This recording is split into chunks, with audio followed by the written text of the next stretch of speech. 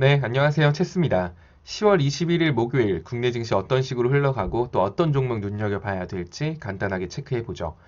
일단 전일 미증시 같은 경우는 다우산업 플러스 0.43%, 나스닥 마이너스 0.05%, 약간 반대의 움직임을 보여줬습니다. 나스닥 같은 경우는 강보합 마무리됐죠. 자, 다우산업 같은 경우는 최고점을 갱신하고 올라가고 있는데 지금 상승 이유는 시장이 말하길 기업들 실적이 생각보다 잘 나오고 있다. 그래서 올라가는 거야. 라고 말은 하지만 지금 이 상승폭이 정상인가? 라고 하면 그쵸. 기업들 실적이 잘 나왔으니까. 왜냐면 3분기에 조금 시장 기대치는 낮았고 그거보다 높게 나오고 있으니 경제가 확실히 회복되고 있구나. 라고 판단돼서 시장이 올라간다? 그것까지는 인정합니다. 근데 지금 국채금리 같은 경우도 1.66% 엄청나게 많이 올랐어요. 옛날 같았으면 이거 가지고 뉴스 띄우면서 막 나스닥 2%씩 떨어졌다 막 이렇게 했어도 전혀 이상하지 않습니다. 자, 과거 국채금리가 1.4% 정도 넘었을 때가 올 1월 달이었고요. 2월 달에는 1.5%를 아마 돌파했을 거예요. 자, 당시에 올해 처음 조정이 들어왔던 때가 바로 그때입니다. 국채금리가 1.5%를 넘었다. 시장이 경악하고 있다.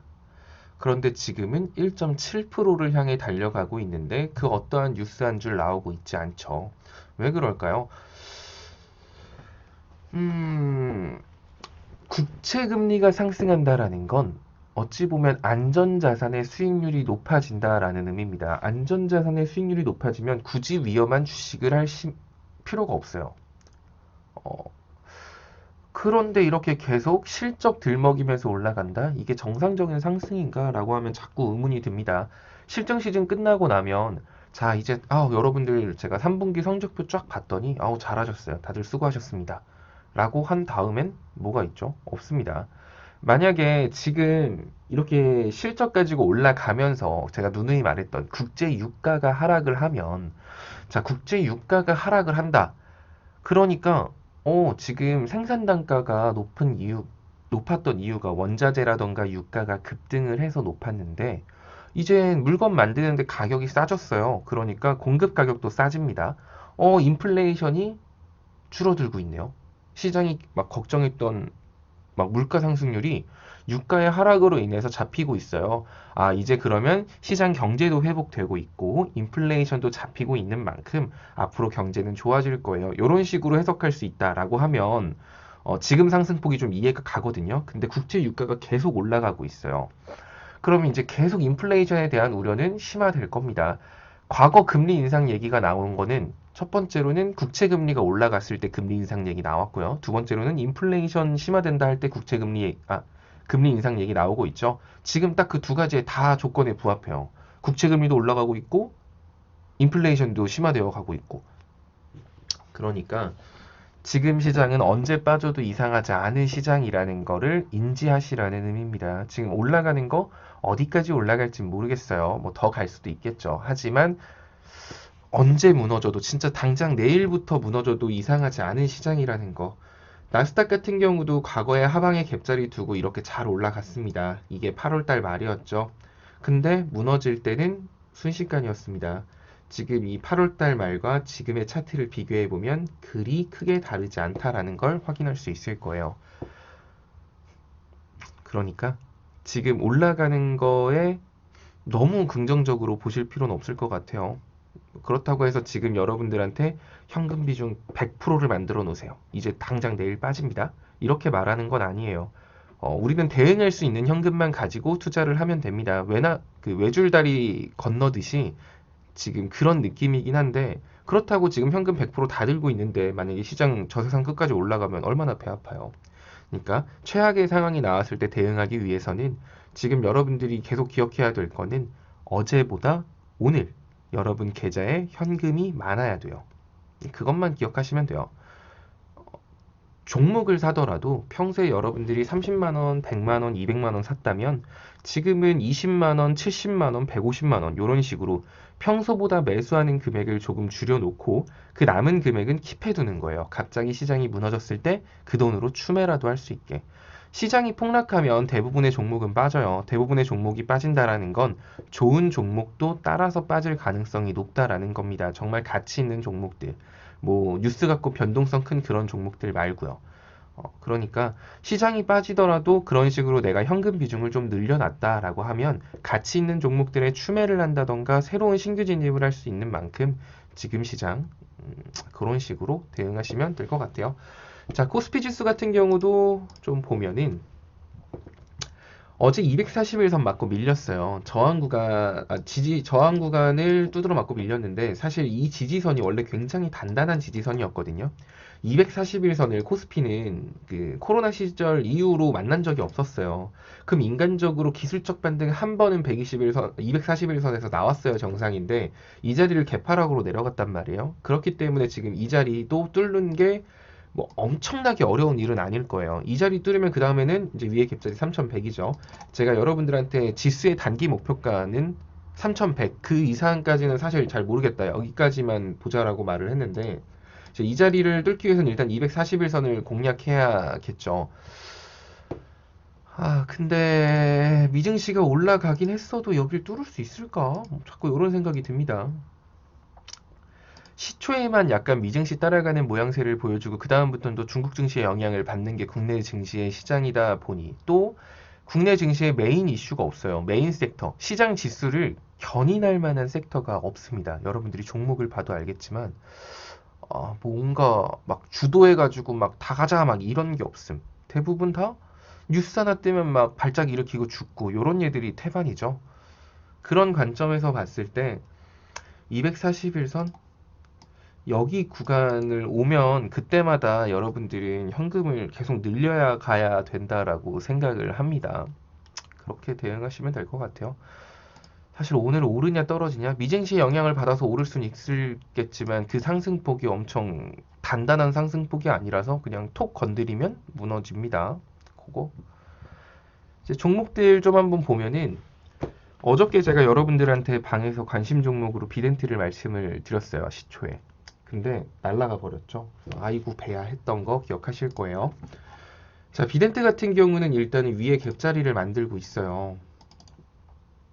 그렇고 우리 기술 투자 대비해서 비덴트, 원래 비덴트도 비트코인 관련해서 대장주로 움직였습니다. 빗썸 지분 때문에, 그러니까 빗썸 때문에 비덴트가 비트코인 관련주로 묶여 있고, 그런데 우기투가 이번에 엄청나게 좋은 상승폭을 보여주고 비덴트가 상승폭을 보여주지 못한 이유에 대해서는 지금 비트코인이 사상 최고치를 갱신하고 있지만 빗썸 같은 경우는 업비트와 달리 아직 승인이 안 났을 거예요.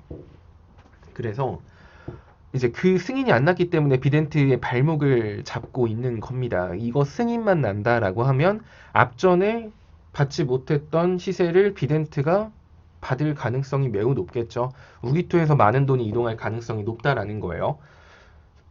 약간 지금 가격대가 부담스럽기는 하지만 그래도 여기 윗갭까지는 한번 노려볼만 할 것 같아요. 지금 비트코인의 움직임이 전고점을 찍은 만큼 근데 이런 종목은 약간 리스크가 좀 크죠. 만약에 대응하자라고 하면은 손실폭이 너무 커지기 때문에 대응을 하자라고 하면 손실폭이 그래 커지지. 만약에 이거 들어가시는 분들은 손절가를 좀 크게 잡아야 되는데 아니면 아싸리 아니다 한 5%? 5% 손절가 잡을까? 5%? 또 5% 손절가 잡으면 또 금방 끊길 수도 있는데 변동성이 커서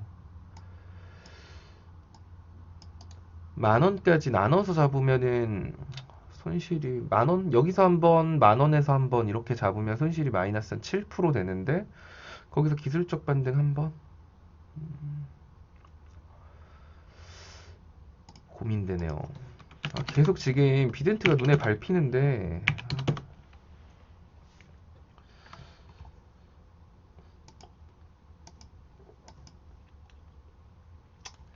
손절가 한 1,700원?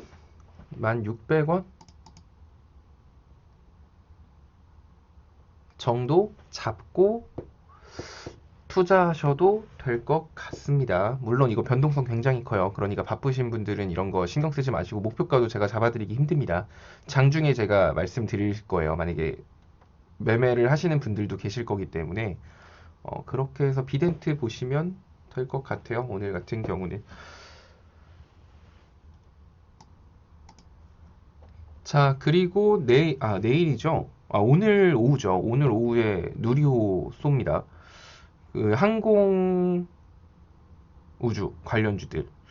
오늘 과연 움직임을 보여줄 수 있을지 모르겠으나, 일단은 로켓 발사에 성공을 할 경우, 내일 얘네들은 시장의 주도 섹터가 될 가능성이 높습니다. 아마 성공해도 제로 소멸이야 라고 평가할 수 있겠지만, 글쎄요, 성공했을 때는 분명히 이제 문재인 대통령이 나와서 또 항공산업에, 우주산업에다 또 얼마를 투자를 하겠다. 한국의 또 핵심 산업으로 육성을 하겠다. 또 얼마나 말을 하겠어요. 그런 관점에서 보면은, 한국항공우주. 이 친구 같은 경우도 그렇고, AP 위성은 제가 얘는 사실 지금 우주 관련주들을 보면은 뭐 차익 실험 매물로 빠졌다라고 보기에는 그 상승폭이 없습니다. 뭐 누리호 발사에 대한 기대감으로 과거 예전처럼 이렇게 올라간 상태에서 발사 이후 기대감 소멸로 상승폭의 절반을 조정을 준 거면 뭐 이해가 가는데, 이 올라간 게 없어요. 올라간 게 없기 때문에 지금 이쪽이 빠지고 있는 거는, 야, 내일 로켓 쏘는데 왜 안 올라가지? 약간 요런 거. 야, 이거 이러다가 로켓까지 떨어지면 우리 다 죽는다. 도망가자. 약간 요런 식의 매도세가 더 많이 나왔던 것 같아요. 어제 같은 경우는. 일단 오늘 오후 4시에 발사를 하는 만큼 오늘 이 종목군들, AP위성, 비츠로테크, 한국항공우주, 세트라에가이 요런 종목 어떻게 움직이는지 한번 보셔도 좋을 것 같습니다. 만약에 오늘 짧게 단타로 들어가시겠다 하시는 분들은 오늘 안에 무조건 매매를 끝내시는 게 좋아요. 내일까지 보시는 분들은 진짜 용사님인 거야. 만약에 로켓이 하늘 멀리 날아가면 그분들 종목도 하늘 멀리 날아가겠지만 공중에서 터지면 개파락 맞을 겁니다. 물론 개파락을 맞는다라고 해도 오히려 기회가 될 수 있겠죠. 그 갭자리를 기준으로 평단가 낮추면 탈출하는 데 문제는 없어요.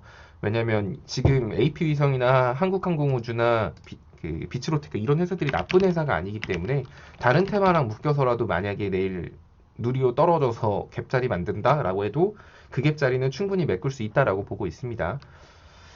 뭐 그렇게 오늘 좀 눈여겨볼 종목은 과연 누리호 관련주가 움직일 것인가, 이것과 비덴트 이렇게 생각하시면 될 것 같아요. 뭐 대북주라던가 다른 제 핵심 종목 같은 경우는 제가 방에서 계속 잡아 드릴 거니까 그렇게 보시면 될 것 같습니다. 자, 다들 오늘 하루도 본업에서 화이팅입니다.